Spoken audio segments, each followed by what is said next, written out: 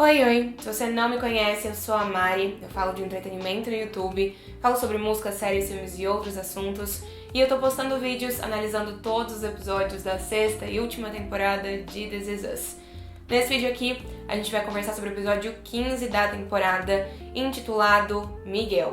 Mas antes, se você ainda não se inscreveu no meu canal, por favor, aproveita, se inscreve, é só clicar no botão vermelho que tem aqui embaixo, me ajuda muito e eu gostaria de chegar aos 50 mil inscritos até o final de This Is Us, então eu ficaria muito feliz se vocês, todos que estão assistindo, pudessem se inscrever para me ajudar. Bom, nesse episódio, no episódio dessa semana, que foi um episódio focado no Miguel, foi difícil segurar as lágrimas. O episódio 15, ele conta a história toda do Miguel em apenas 40 minutos, 42 minutos. Então a gente vê um pouco da infância, a gente vê ele na vida adulta e a gente vê também ele já na velhice. E esse episódio foi tão bem construído e tão emocionante, eu acho que esse provavelmente é o episódio mais emocionante da temporada até agora e um dos melhores da série também. Eu chorei muito. No começo eu tava tranquila, eu tava assistindo as cenas e eu tava assim, nossa, tá tranquilo.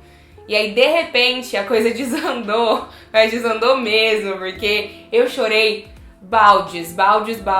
Eu terminei o episódio completamente em prantos. E aí eu fui rever o episódio pra fazer o roteiro, chorei de novo. Fui escrever o roteiro, chorei de novo. Eu sei que nem todo mundo se emociona com lágrimas, com This Is Us, mas eu gosto de compartilhar quando eu choro, o que me emociona ou não, porque eu sei que muita gente também se identifica. Então a gente começa o episódio 15 vendo o Miguel pequeno com a sua família em Porto Rico. A gente vê ele jogando beisebol com os amigos e ele fala sobre um jogador de beisebol chamado Roberto Clemente, que ficou bastante famoso nos Estados Unidos jogando na Major League. Então ele jogou num time que se chama Pittsburgh Pirates.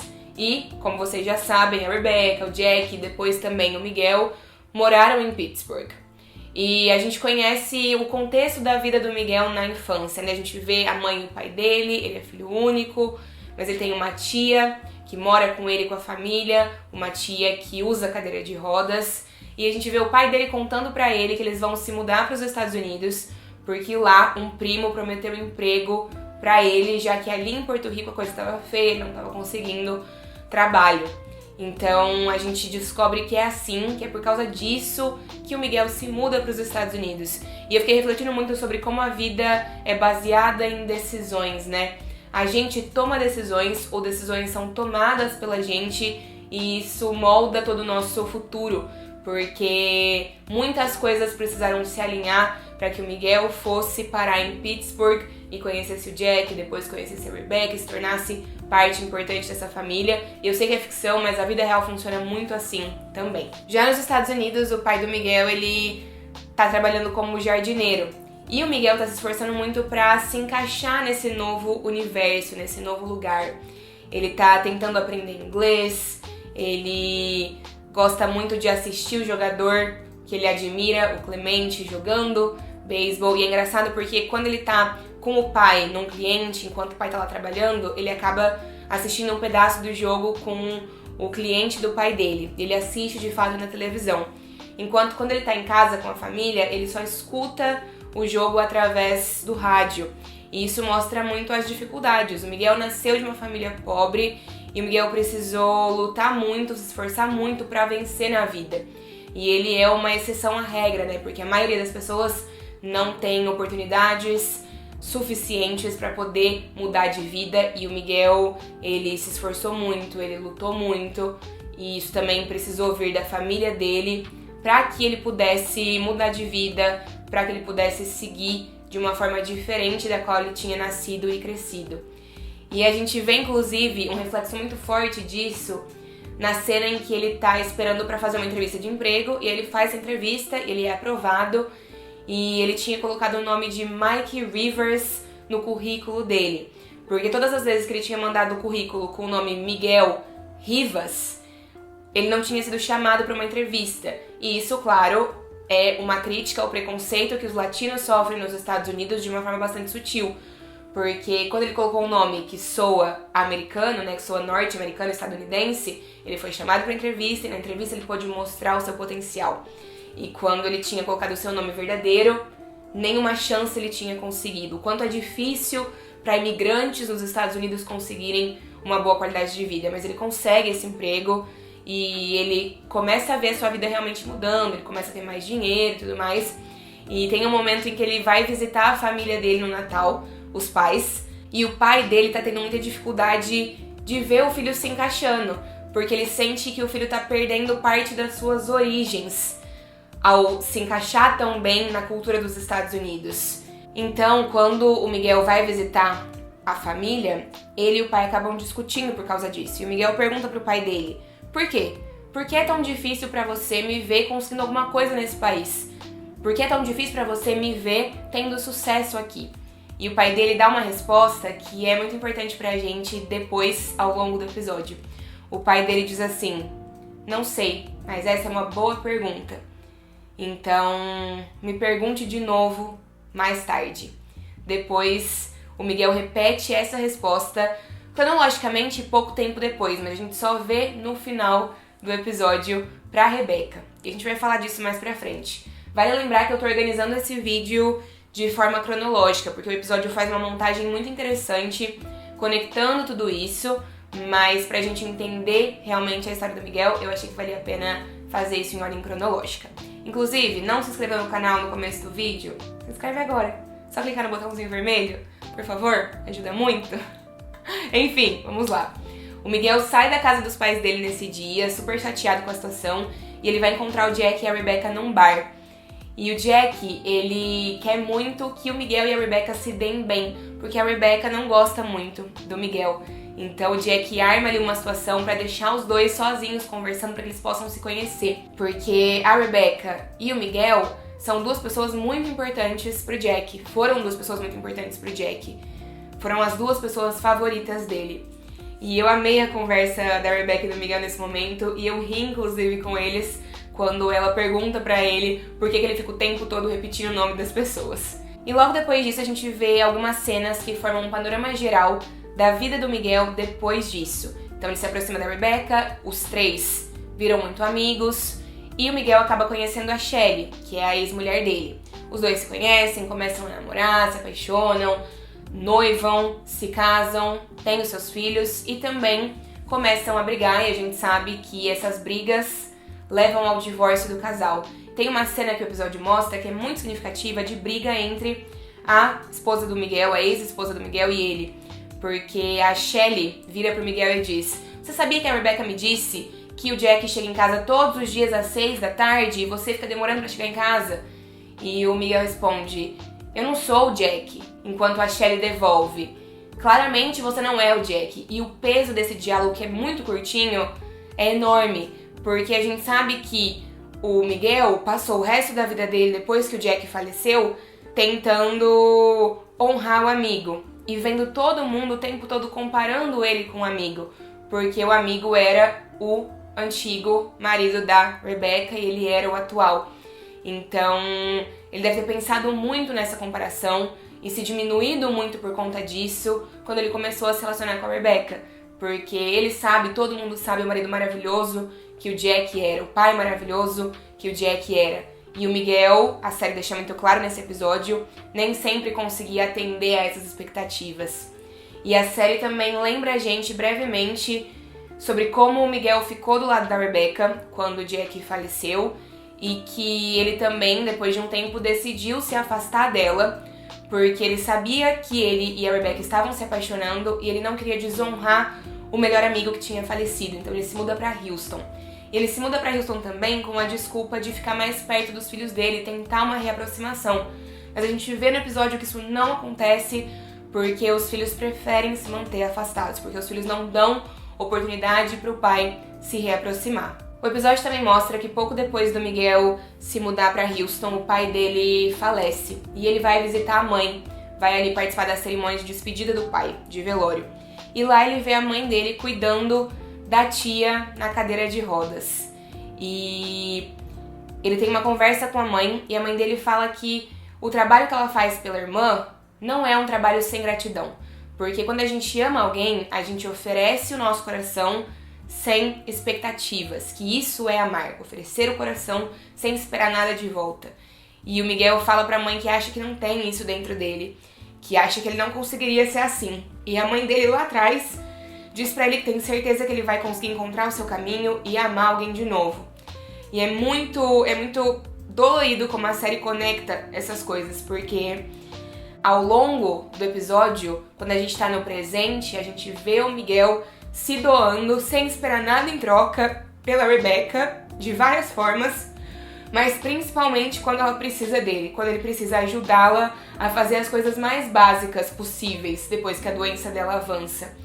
Então ele aprendeu isso com a mãe dele, enxergando a mãe dele fazendo isso pela tia, e ele reproduz isso com a Rebecca quando ela precisa. Ele tá ali do lado dela, ajudando ela a fazer de tudo quando ela fica doente. E o falecimento do pai do Miguel acontece mais ou menos em 2008. Pouco tempo depois, ainda nesse mesmo ano, a Tess, filha do Randall e da Beth, nasce e o Miguel encontra a Rebecca no Facebook e os dois retomam contato. E uma coisa muito interessante é que a série confirmou a data de nascimento da Rebecca, porque a gente sabe a data de nascimento do Jack, do Big Three, né, no caso da Kate, do Kevin, do Randall, de alguns outros personagens, mas da Rebecca a gente sabia que ela tinha nascido em 1950 e existia essa teoria de que tinha sido no começo do ano. Mas o Facebook confirma a data de nascimento da Rebecca, no dia 2 de fevereiro. Mas é só uma curiosidade mesmo, não faz diferença efetivamente. E eu sempre quis saber como a Rebecca e o Miguel tinham se reaproximado, como eles tinham retomado esse contato, como eles tinham ficado juntos. E a série mostrou os dois voltando a se falar com frequência, retomando contato, retomando essa proximidade e trocando mensagens, trocando ligações, organizando jantares à distância enquanto se conversam pelo telefone, até a gente chegar no reencontro físico. Então o Miguel ele faz uma viagem a trabalho para Pittsburgh e os dois saem para jantar. E nesse momento o Miguel fala para Rebecca que ele pensou muito sobre a decisão de ir embora e deixá-la para trás. Pensou muito se ele tinha feito ou não a coisa certa. E ele acredita que ele tinha que ir embora mesmo naquele momento. Mas que ainda assim, a vida inteira ele nunca pertenceu a lugar nenhum. Ele nunca se entendeu, nunca soube quem ele era, porque ele tinha nascido em Porto Rico, mas ele também morava nos Estados Unidos, ele tinha o inglês como língua e também o espanhol, então ele sempre foi uma pessoa muito dual. E ele diz que ele nunca tinha se sentido em casa em nenhum outro lugar, até ele encontrar um lar, uma casa nela, na Rebecca. E isso é muito forte, porque mostra a humanidade do personagem. O episódio 15, ele mostrou muito as dúvidas do Miguel, mostrou muito um lado do Miguel que a gente não conhecia. Então o episódio fala sobre como o Miguel não sabia ao certo quem ele era, sobre como ele tinha questões muito profundas dentro dele, que talvez passaram despercebidas pela gente ao longo dos anos. Então, com poucos minutos de conversa, é a Rebecca quem toma uma atitude, beija o Miguel, e eu achei bonito, achei simbólico, porque a Rebecca sempre foi uma mulher de muita atitude. E eu também amei muito a cena dos dois em que eles estão na cama, já depois de um tempo juntos, e o Miguel puxa o assunto Jack. Ele fala, olha, a gente nunca fala muito sobre ele, né, que no caso ele é o Jack, mas eu penso muito no que ele acharia de nós dois juntos. E é a Rebecca que diz pra ele que tá tudo bem, que ela também pensa nisso e que ela gosta de acreditar que o Jack ia querer o melhor pros dois, tanto pra ela quanto pra ele, porque os dois eram as pessoas favoritas do Jack. Então ela diz que ela acredita que o Jack tá feliz por eles, que tudo bem pro Jack, isso tá acontecendo. E eu gosto que é a Rebecca quem convence o Miguel de que tá tudo bem e não o contrário. Que cena linda, que cena sensível. E eu passei mal com o brilho da cara do Miguel, a felicidade, a alegria da cara do Miguel sumindo quando a Rebecca diz pra ele que eles precisam contar pros filhos dela que eles estão juntos. Então a gente vê esse momento, né? A gente vê a Rebecca e o Miguel precisando contar pros filhos, pra Kate, pro Kevin, pro Randall. E eles organizaram um dia de ação de graças na cabana da família, mas todo mundo chega no momento em que a Rebecca e o Miguel estão se beijando, então eles tinham planejado contar depois. E aí não rola, porque porque, enfim, eles são pegos no flagra. E assim, Beth, conte comigo para tudo sempre. Maravilhosa quando ela vira e diz, eu sabia. Eu disse pro Randall que a gente ainda ia ver mais do Miguel, que ele não ia embora de verdade das nossas vidas, que ele ia acabar voltando. Perfeita. E nenhum dos 3 filhos da Rebecca gosta muito dessa situação, mas o Randall e a Kate, eles são mais compreensivos. Enquanto quem explode é o Kevin. O Kevin não aceita, o Kevin joga na cara dos dois que o Jack não estaria feliz com tudo isso. E é um reflexo de quem o Kevin era mesmo. E a gente percebe que o Kevin evoluiu muito ao longo do episódio. A Rebecca e o Miguel continuam juntos, eles se casam e a gente escuta parte dos votos deles de casamento enquanto a gente vê umas cenas no presente da série, 2025. E eu já sabia o que estava vindo quando a gente escuta os dois dizerem até que a morte nos separe. A gente percebe nesse momento, ouvindo os votos de quando eles se casaram, só ouvindo sem ver o casamento acontecendo, que a morte está realmente prestes a separá-los. Acho que fica muito claro que é para esse caminho que a gente está indo quando a gente se aproxima do final do episódio. Vamos falar um pouquinho sobre o presente, então?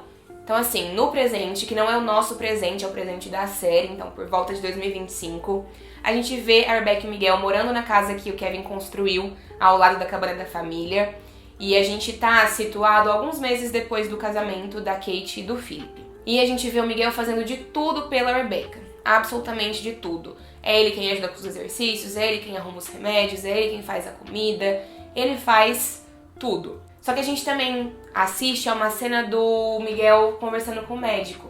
E o médico tá preocupado com o Miguel, porque o Miguel precisa descansar, ele já tá mais velho, ele não é mais novo, e ele não tá se cuidando por causa da falta de tempo, porque ele tá usando toda a sua energia e todo o seu tempo pra cuidar da Rebecca. E a gente tem uma cena que me deixou desesperada, que é a cena da neve. Então, o Miguel acorda no meio da noite, a Rebecca não tá do lado dele, e ele encontra ela do lado de fora da casa, brincando na neve, no meio da madrugada. E claramente ela tá fora de si, né? Ela tendo uma crise da doença mesmo, ela não tá agindo de forma estável. E o Miguel vai até ela pra trazer ela de volta pra casa, e no meio disso, no meio do caminho ali, ele acaba levando um tombo bem feio de costas na neve. A família Pearson então se reúne para um dia de ação de graças na casa da Rebecca, provavelmente ali na ação de graças de 2025. E eu gosto que existe uma cena ali de diálogo entre as pessoas da família que realmente justifica por que a gente só tá vendo a Rebecca e o Miguel e a Kate, Kevin e o Randall. Então a Beth vai chegar com as meninas no dia seguinte, pra elas não aparecerem agora, porque realmente a caracterização ia ficar complicada.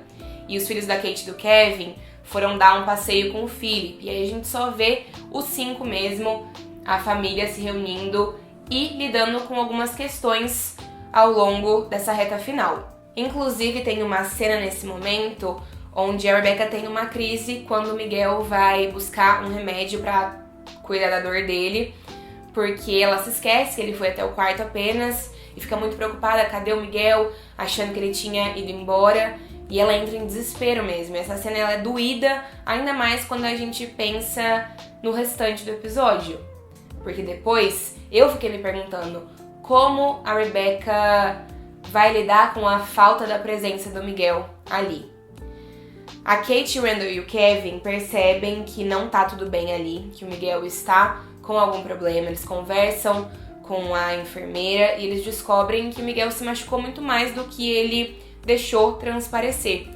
Então o trio tem uma conversa muito séria com o Miguel e pede para que o Miguel realmente deixe eles contratarem a ajuda integral, em tempo integral, para Rebecca, para que a Rebecca tenha cuidados o tempo todo e que o Miguel também tenha esses mesmos cuidados. E o Miguel tá deixando o orgulho dele falar mais alto, ele não quer isso, ele não quer ajuda, ele acredita que ele deve fazer isso sozinho, que é o dever dele, que ele prometeu que ele ficaria do lado da Rebecca até a morte, separar os dois. E ele também pensa muito, com certeza, na mãe, que ficou até o fim do lado da tia dele no caso, né? E é muito dolorido quando ele diz: eu falhei em tudo na minha vida, eu falhei em todas as outras coisas, então eu não quero falhar nisso. Eu não posso falhar nessa última coisa que é a minha missão, cuidar da minha esposa. De novo, o Miguel carregou o tempo todo um peso muito maior do que a gente imaginava. mas no final ele concorda. E eu acho que essa foi uma cena que realmente me tirou muito do lugar, assim, porque ele concorda depois que o Randall vira pra ele e diz: Miguel, a gente ama você. E a Kate diz: sim, a gente realmente te ama. E o Kevin concorda. E essa cena me quebrou tanto, de tantas maneiras diferentes, porque talvez o Miguel achou que ele nunca fosse ouvir isso ali dos três, porque ele nem sempre foi tratado do jeito que ele merecia, ele nem sempre teve os seus esforços reconhecidos. Na maior parte do tempo que ele fez parte dessa família, ele se sentiu de fora de tudo isso, das dinâmicas dessa família. Então, ver a história do Miguel na série terminando com os 3 filhos da Rebecca e do Jack, que se tornaram também parte filhos dele, olhando pra ele dizendo que o amam, foi assim, pra acabar com tudo. Nesse momento não deu pra mim, e aí eu acho que eu fui chorando daí até realmente o final do episódio, completamente aos prantos. E me tocou muito também ter sido o Kevin, a pessoa que ajudou o Miguel a cuidar da Rebecca, e também ter sido o Kevin que foi até a casa do filho do Miguel dizer pra ele: olha, seu pai não tem mais muito tempo de vida. Então eu sei que talvez ele não tenha sido um pai tão presente, mas eu achei que você precisasse saber, porque por experiência própria nunca é bom deixar assuntos inacabados com as pessoas, porque elas podem partir a qualquer momento. É isso que o Kevin vai lá fazer, né? E eu também percebi o Kevin nessa conversa se tocando que durante todo esse tempo em que o Miguel esteve presente na vida deles, ele nunca conversou com o Miguel sobre ele, sobre o Miguel, sobre a vida do Miguel, as coisas que ele tinha passado. Ele não sabia coisas sobre a vida do Miguel de antes, e isso foi um erro dele. E eu sinto que os 3 irmãos, os 3 filhos da Rebecca e do Jack, não reconheceram e valorizaram o Miguel da forma que deveriam, talvez da mesma forma que a gente, enquanto público, também não. E a gente chega à conclusão também de que o Miguel sempre se diminuiu de forma altruísta pra caber nessa família, pra se encaixar ali, ainda que nem sempre ele tivesse o seu espaço e o seu lugar reconhecidos. Mas meu coração ficou quentinho quando o episódio mostrou a família toda reunida na casa do Miguel e da Rebecca pra comemorar e pra passar os dias finais, os tempos finais de vida deles juntos. Porque a gente vê o Kevin e a Sophie rindo, e eu amei essa cena, foi super rápida, mas eu gostei muito de ver os dois ali felizes.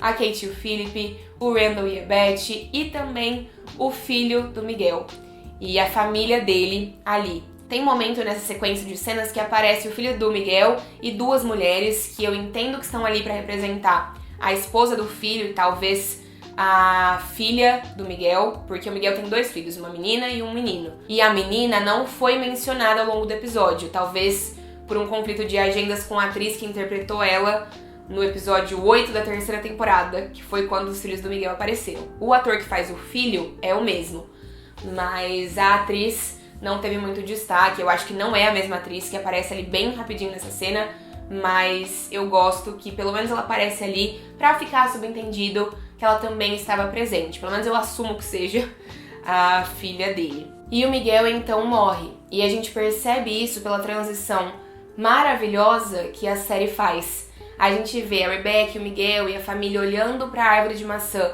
que eles tinham plantado ali na cabana dos Pearson.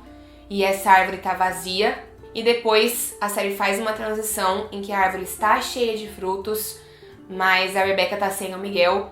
E ela tá ali com a família de preto, de luto, porque ele se foi. E This Is Us decidiu macetar a gente. This Is Us falou assim, ó, deixa eu macetar essa galera sem dó.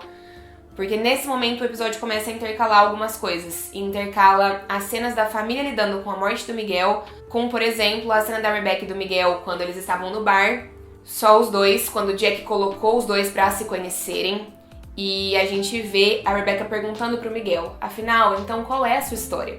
E o Miguel vira pra ela e diz, não sei, mas essa é uma boa pergunta, então me pergunte mais tarde.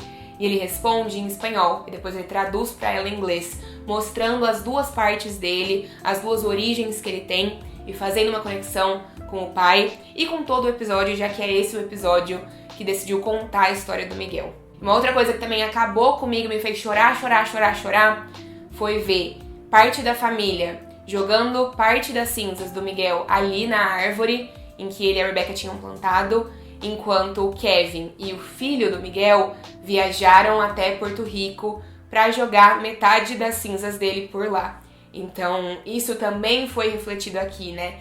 Esses dois lugares, essas duas origens, esses dois lados foram honrados na história do Miguel ao longo do episódio. Então, o Kevin e o filho vão até Porto Rico e jogam parte das cinzas do Miguel no campo onde ele costumava jogar beisebol quando ele era menino e morava por ali.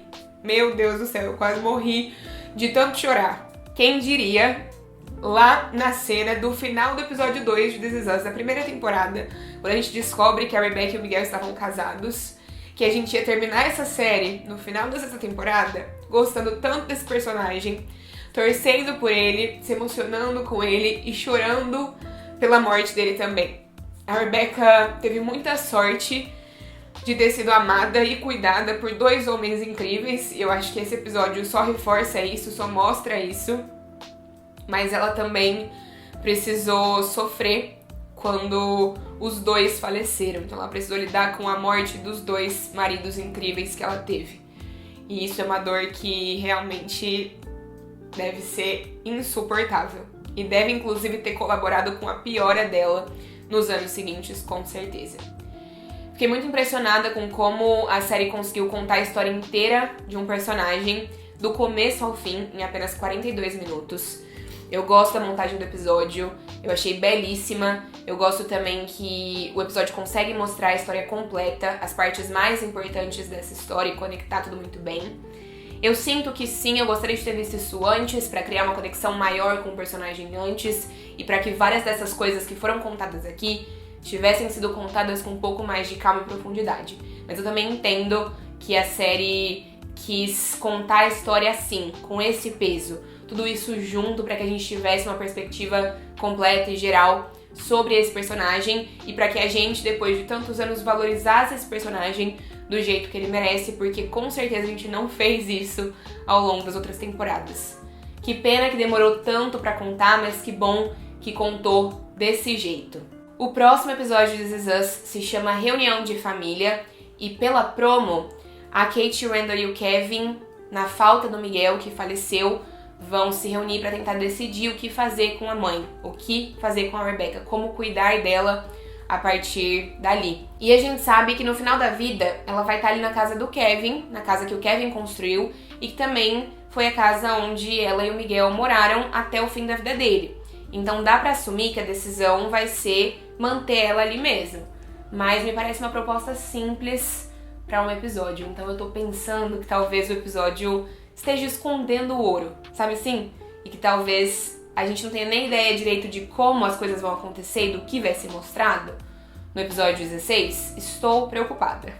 De qualquer forma, eu acho que a gente andou mais um pouco na linha do tempo e eu acho que a gente tá uns anos na frente já do casamento da Kate e do Philip e que a gente deve permanecer aí. Eu acho que a série não volta mais no tempo, não pelo menos no tempo presente, né? Vai mostrar os seus flashbacks, mas vai ficar centrada alguns anos depois do casamento da Kate e do Philip. SOS This Is Us, pra finalizar, a Letícia me perguntou: quanto tempo se passou do noivado da Kate pra festa de casamento? Aproximadamente 1 ano, porque na festa de noivado a Madison tá grávida, e acho que ela disse que ela tá grávida de 9 meses, e no casamento ela diz que já tem um filho, um bebê de 1 ano com o Elijah. Então foi esse tempo aí que se passou entre os dois eventos. E a Ana Vitória perguntou: só eu achei estranho o Kevin estar com o cartão de Dia dos Namorados com o nome da Sophie, sendo que ele perdeu a carteira no nascimento dos gêmeos? Não foi só você, Ana Vitória, todo mundo apontou isso, todo mundo achou estranho, mas eu criei uma teoria. Eu acho que a série não se preocupou muito em explicar uma coisa tão pequena como o fato de ele ter perdido a carteira, mas já que essa dúvida surgiu para muitas pessoas, eu decidi criar uma teoria. A minha teoria é de que o Kevin eventualmente tira esse cartão da carteira, deixa esse cartão de lado, até porque ele, quando ele tá com a Madison e os filhos estão prestes a nascer, ele realmente coloca a Sophie no passado, né? Ele tenta colocar a Sophie no passado. Então a minha teoria é de que ele tirou esse cartão da carteira, guardou na caixinha dele, que a Rebecca guarda na casa dela com as memórias dos filhos, pediu pra Rebecca guardar, e aí recuperou isso, eventualmente, um pouco antes dos dois se reconciliarem. Essa é a teoria que eu criei na minha cabeça, mas realmente a série não mostrou isso de fato. Enfim, era isso. Esse foi o episódio dessa semana, foi um episódio muito difícil, muito emocionante, mas que eu amei, que já se tornou pra mim um dos melhores episódios da série. Muito lindo e que realmente honrou a história do Miguel da forma que deveria. Espero que vocês tenham gostado desse vídeo. Sei que eu falei demais, mas eu acho que nessa reta final vai ser impossível gravar vídeos menores, porque temos muitos detalhes pra comentar sobre esses episódios. Um beijo grande e a gente se vê na próxima quinta-feira pra falar sobre o episódio 17.